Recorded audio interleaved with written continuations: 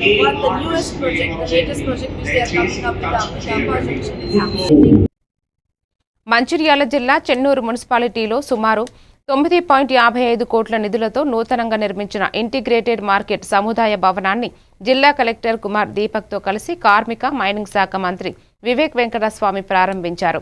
ఈ సందర్భంగా మంత్రి మాట్లాడుతూ తాను బాధ్యతలు చేపట్టిన తర్వాత పట్టణంలో ఆటోలు కూడా వెళ్లలేని రోడ్లు, సీసీ రోడ్లు వేసి అభివృద్ధి చేశామని, ప్రజలకు అందుబాటులో ఉండేలా వెజిటేబుల్ మార్కెట్ ఏర్పాటు చేశామని తెలిపారు. కూరగాయల వ్యాపారుల కోరిక మేరకు అన్ని సదుపాయాలు కల్పిస్తామని, నాన్ వెజ్ మార్కెట్ను కూడా త్వరలో పూర్తి చేసి ప్రారంభిస్తామని చెప్పారు.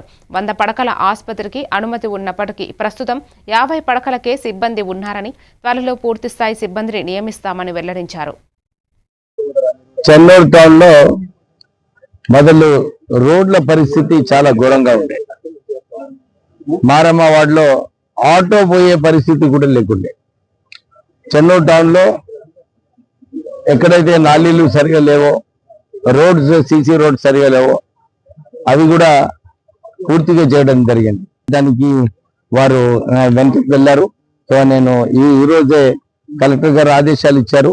ఆ కాంట్రాక్ట్ ని క్యాన్సిల్ చేసి ఆ పని కూడా కొత్త ఫండ్ లో పెట్టి పూర్తిగా చేయాలని చెప్పి అక్కడ ఇన్స్ట్రక్షన్స్ ఇవ్వడం జరిగింది. మళ్ళీ టిఎఫ్ఐడిసి ఫ్రెష్ ఫండ్స్ శాంక్షన్ చేస్తున్నారు.